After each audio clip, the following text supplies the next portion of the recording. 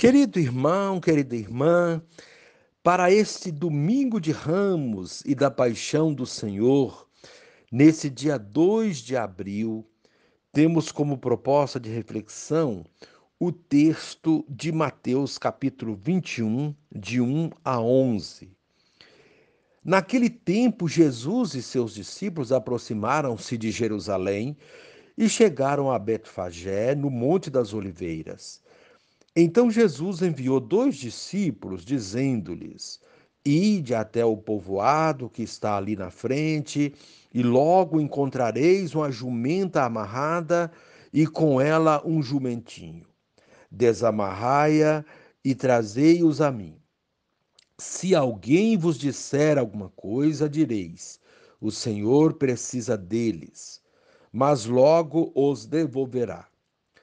Isso aconteceu para se cumprir o que foi dito pelo profeta. Dizei à filha de Sião: Eis que o teu rei vem a ti, manso e montado num jumento, num jumentinho, num potro de jumenta. Então os discípulos foram e fizeram como Jesus lhes havia mandado. Trouxeram a jumenta e o jumentinho e puseram sobre eles suas vestes. E Jesus montou. A numerosa multidão estendeu suas vestes pelo caminho, enquanto outros cortavam ramos das árvores e os espalhavam pelo caminho. As multidões que iam na frente de Jesus e os que o seguiam gritavam: Hosana ao filho de Davi! Bendito o que vem em nome do Senhor! Hosana no mais alto dos céus! Quando Jesus entrou em Jerusalém, a cidade inteira se agitou e diziam: Quem é este homem? E as multidões respondiam: Este é o profeta Jesus, de Nazaré da Galileia. Palavra da salvação. Glória a vós, Senhor. Querido irmão, querida irmã, Jesus entra em Jerusalém para seu confronto final com os poderes religiosos e políticos que aí se armam contra ele. Pela fidelidade aos planos do Pai, Jesus é vítima da sociedade que o rejeita. Ele vem como líder popular, sem os aparatos e a ostentação do guerreiro que chega para arrasar.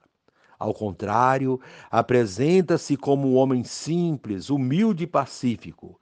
Ele salvará o povo, não por meio da violência e do sacrifício de vidas humanas, mas com a doação de sua própria vida. Ele é reconhecido e aclamado pela multidão como o Rei Messias, que traz a justiça e a paz verdadeiras. Os dois aspectos da celebração de hoje, a saber, a entrada de Jesus em Jerusalém e a missa da Paixão do Senhor, têm um caráter de figurada antecipação da Páscoa. As multidões aclamam o Cristo que vai vencer com sua paixão. Querido irmão, querida irmã, com o domingo de Ramos, abrimos a Semana Santa, que se inicia com a entrada triunfal de Jesus em Jerusalém. Seus seguidores quebram ramos verdes e o saúdam como rei.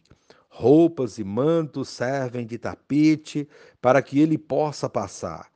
Nos diferentes dias desta semana, somos convidados a viver intensamente o mistério da paixão do Senhor.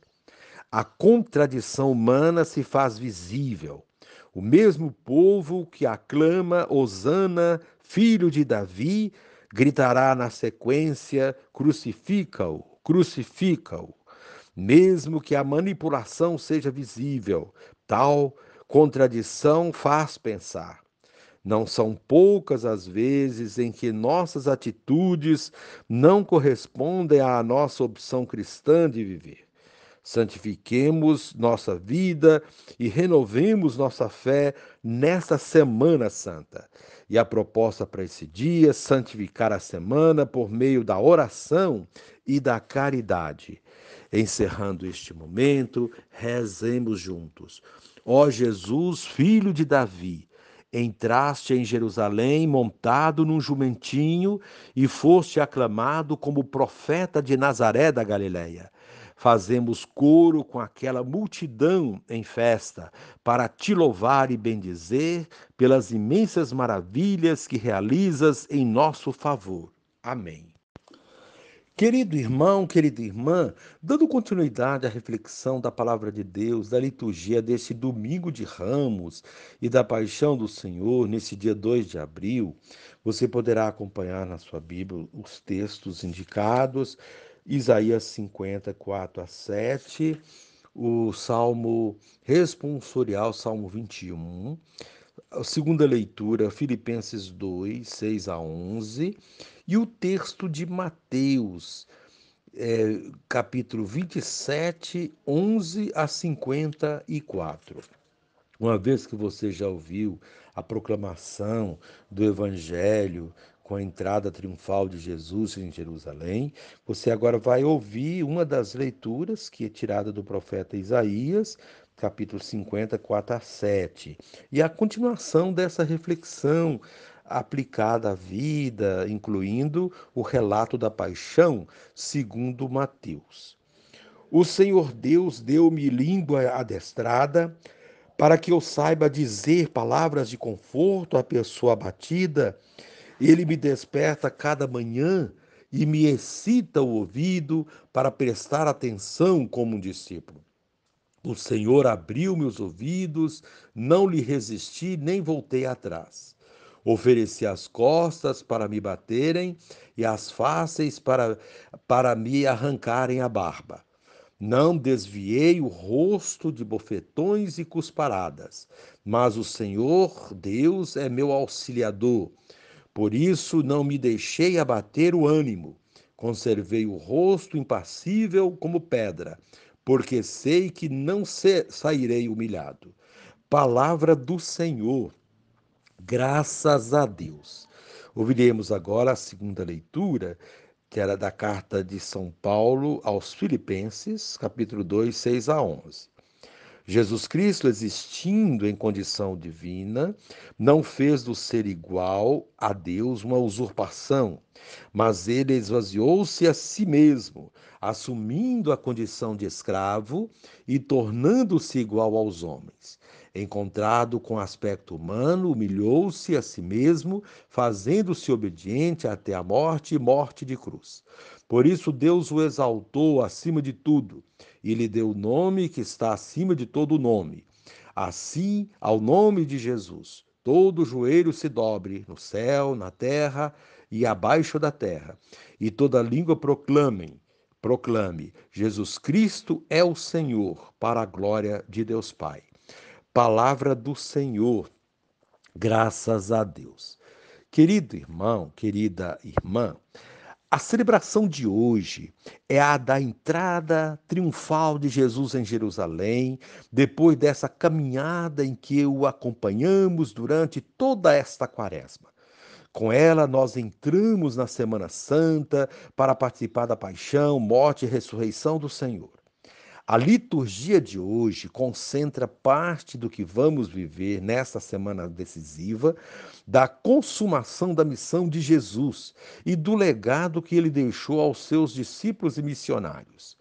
O primeiro evangelho lido fora da igreja, no local da bênção dos ramos, apresenta Jesus entrando em Jerusalém e sendo aclamado rei, o filho de Davi. A cidade inteira que se agita e o identificou como profeta Jesus de Nazaré da Galileia. Toda a euforia, alegria pela entrada do filho de Davi em Jerusalém, vinha confirmar uma expectativa há muito esperada. Porém, a alegria e a expectativa não iriam durar muito. Algumas pessoas devem ter estranhado o fato de ele entrar montado num jumentinho em vez de vir numa carruagem de guerra própria dos reis. Havia algo de diferente. Esse que chega seria de fato diferente, mas muitos não haviam entendido. Outros, mesmo sem compreender, aclamaram mesmo assim.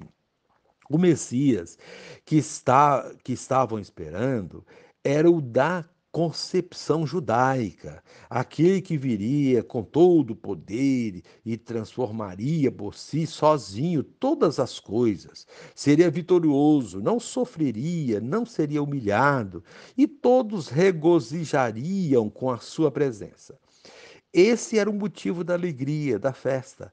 Por esse motivo, estendiam roupas e ramos de oliveira pelo lugar onde ele iria passar. Era um gesto de reconhecimento, como fazemos hoje com os nossos ramos. Quantos de nós buscamos e nos alegramos com o Cristo vitorioso? Aquele que resolve todos os nossos problemas, cura todas as nossas enfermidades e angústias, faz tudo por nós.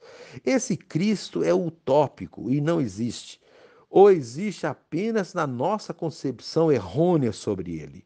O Cristo, Messias, Filho de Deus, veio ao mundo para nos resgatar do pecado e da morte. E para isso assumiu a morte com todas as suas agruras. É o preço da vitória. Para chegar à glória é preciso antes passar pela cruz. Não existe ressurreição sem morte. Um Cristo que não passou pela cruz não é Cristo. Assim esperavam aqueles que o aclamaram rei na entrada de Jerusalém. Como o Messias não respondeu a essas expectativas, logo depois eles gritaram: crucifica-o. Preferiram Barrabás, um ladrão, em vez de Jesus. Não são poucos os que 2000 anos depois ainda preferem Barrabás em vez de Cristo. Quem pratica apenas uma religião de louvores e glórias e não assume as cruzes que estão em sua volta e não enxerga o irmão que sofre, segue equivocadamente a Cristo. Na primeira decepção, vai se afastar da igreja e se revoltar contra Deus, ou então vai buscá-lo em outros lugares ou outras religiões que prometem um Deus mágico que solucionará todos os seus problemas. Mas Jesus não se deixa enganar. Basta prestar atenção nas suas palavras e na sequência da liturgia de hoje, que vamos entender perfeitamente quem ele é. Ele é o Emanuel, o Deus conosco, anunciado no Natal.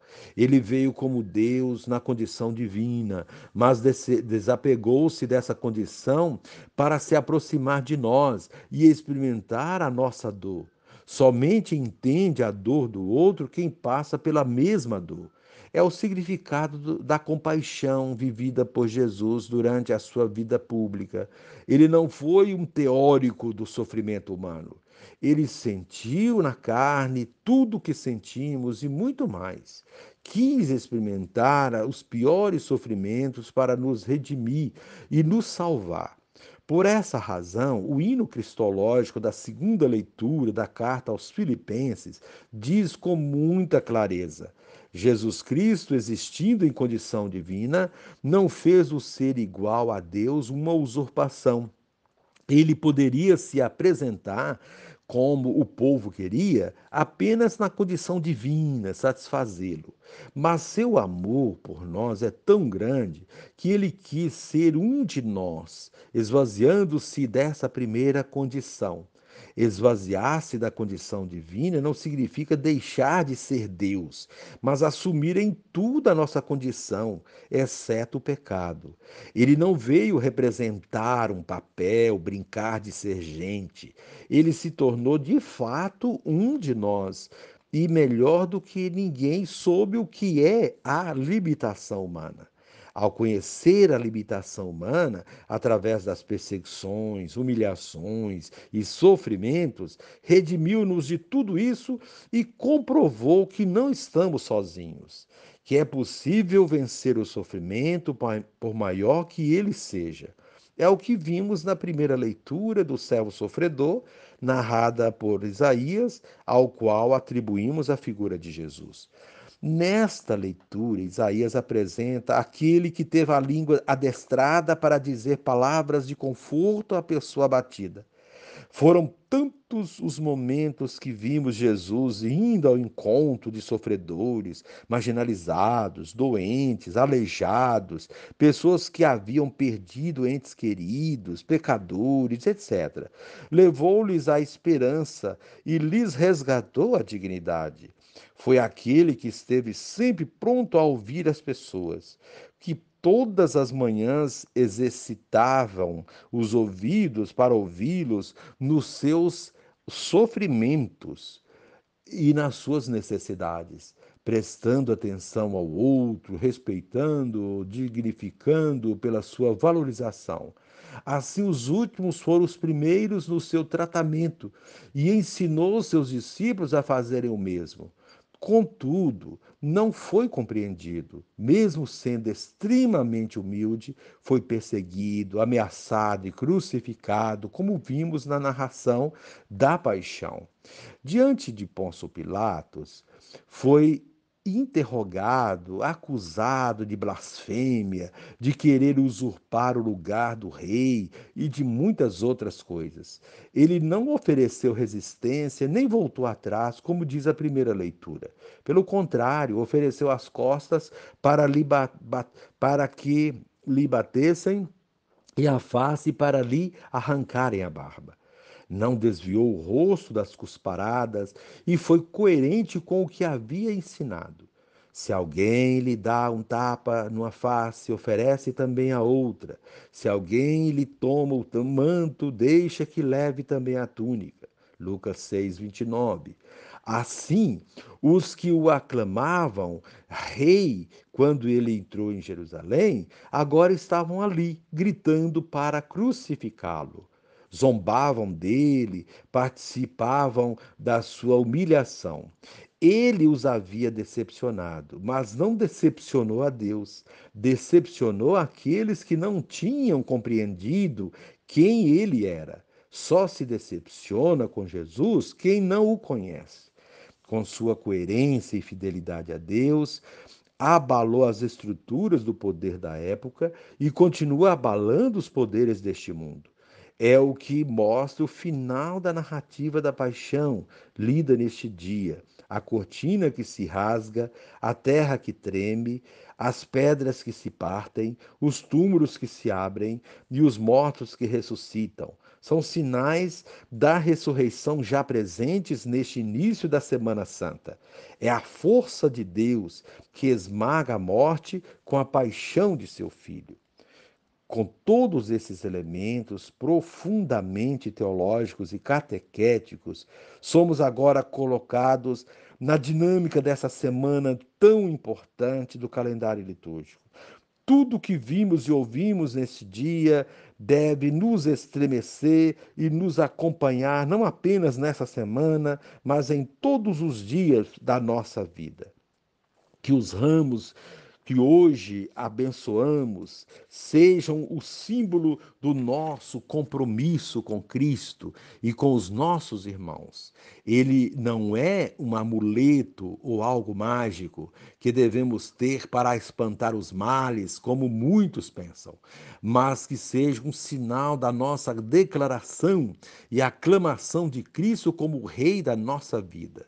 Querido irmão, querida irmã, sejamos, portanto, coerentes com Ele e não o abandonemos nas horas das cruzes.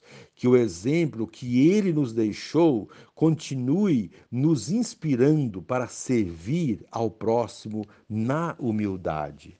E reze sim comigo. Deus eterno e todo-poderoso, para dar aos homens um exemplo de humildade, quisestes que o nosso Salvador, que se fizesse homem e morresse na cruz. Concedei-nos aprender o ensinamento da sua paixão e ressuscitar com ele em sua glória. Por nosso Senhor Jesus Cristo, vosso Filho, na unidade do Espírito Santo. Amém.